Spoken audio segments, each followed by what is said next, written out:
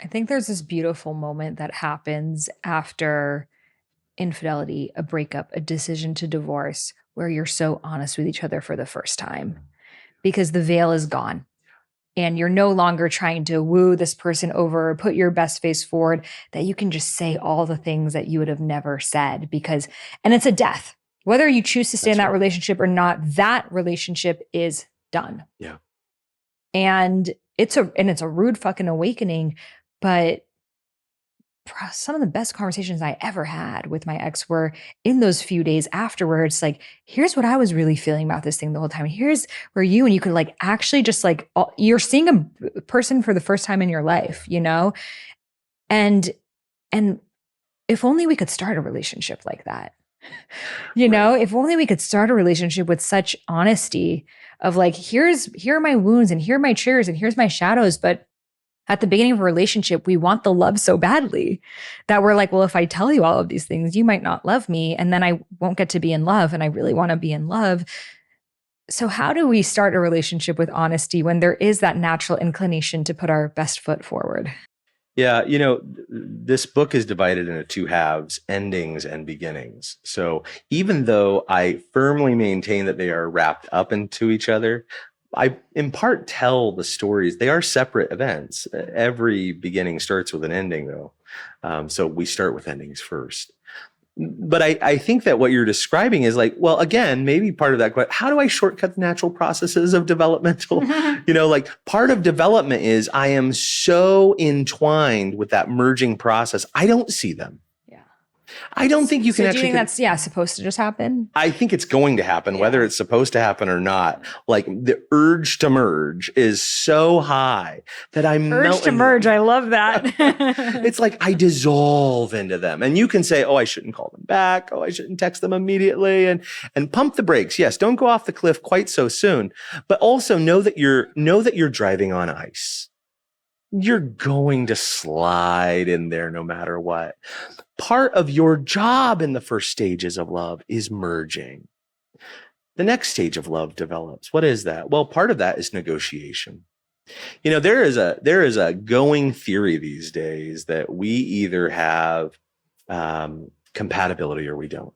And I firmly maintain that compatibility is created. We create compatibility through our willingness to negotiate. I bring myself to the table, my wants, my desires, my truths, and you do the same. And we begin to have a dialogue of experiences. The first stage is chemistry. You either merge or you don't. The second stage is a collaborative process. It's teased out over time. A lot of us want to skip that stage and just get straight to the good stuff. But you need that prolonged negotiation. Where I see how you are and I see if I can live with it. What can I tolerate? What can't I tolerate? What do I need more of? What do I need less of? And who are you? I think a great question is, can I live with it? I'm amazed by the people who are strong enough to walk away. Right. I'm like, I'm in love. I'm staying in this, like. Oh my God. Yeah, I'm all in. I'm like, people who are like, yeah, I really love everything about him, but like his breath. I'm like, what? Man, there was a girl, this is an embarrassing moment, who had clunky brown shoes, and I broke up with her because of the clunky brown shoes, if I'm really honest. And that probably wasn't a great moment when I was 18, but that was like a Seinfeld moment, and so you can actually be very avoidant in love. You're nitpicky. You're trying to, again, avoid. I have friends that are he needs to be, his face is not symmetrical enough. He's not tall enough. He's not this. I'm like, are you a model scout or are you looking for, but it's our fear. It's our protection mechanism, and so, yeah. So for those of us who tend to be more on the lover girl, lover boy side, or just like that desire to merge is so strong and you love, but then sometimes it makes you just see love and maybe I won't even say, I think that even like, what is a red flag really?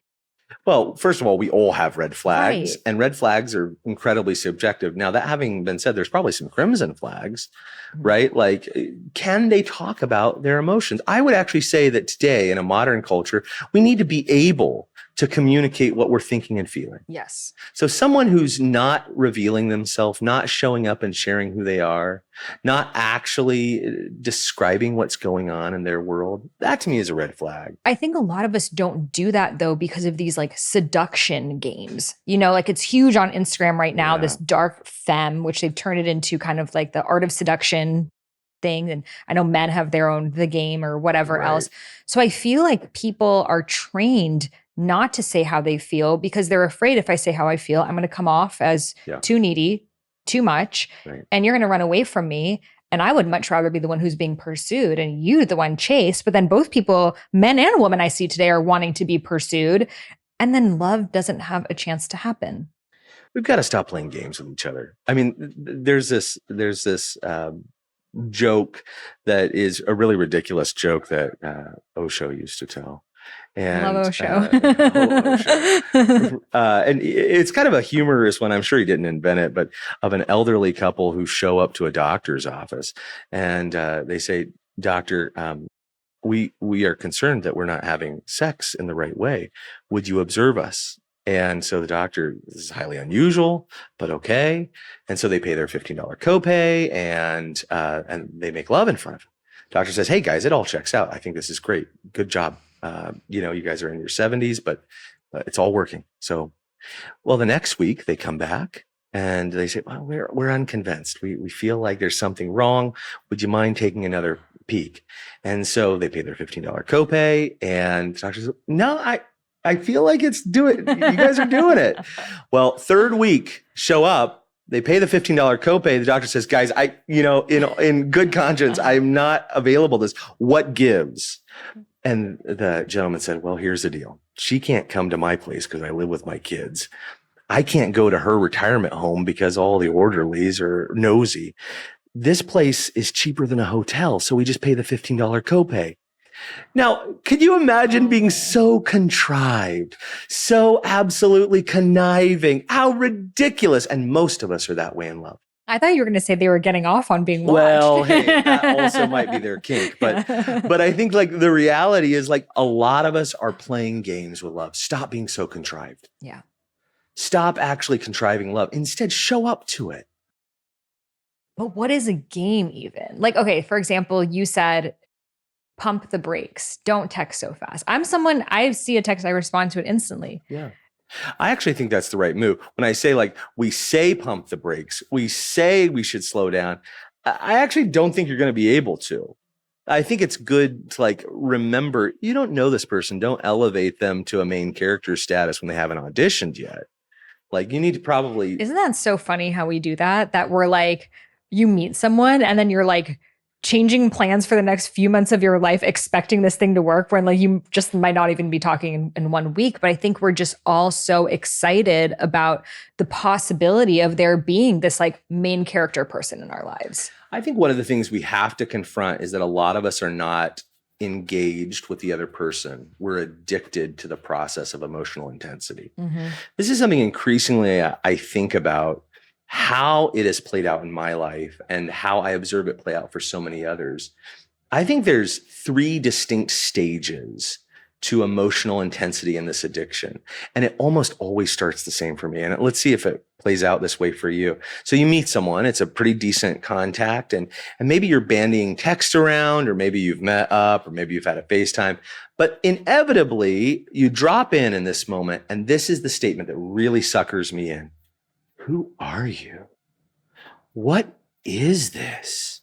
Oh my God. What planet are you from? What planet? Yeah. What species are you? Yes. And all of a sudden you begin to you begin to see possibility.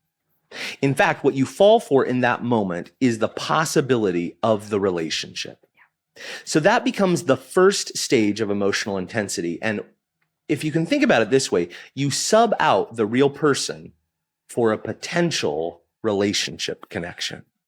and you become very excited. You borrow against a potential future to create excitement in the moment.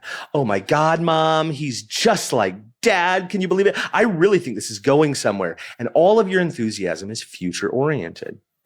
What I would say is that is a fairly expensive fuel.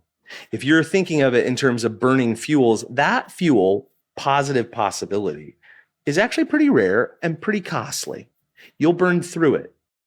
So then you go looking for a cheaper source. Enter the second stage of emotional intensity addiction. What we really need to do is problem solve.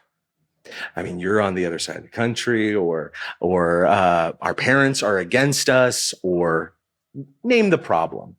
We then begin to get off on solving problems. That now becomes the new source of emotional intensity. Oh my God.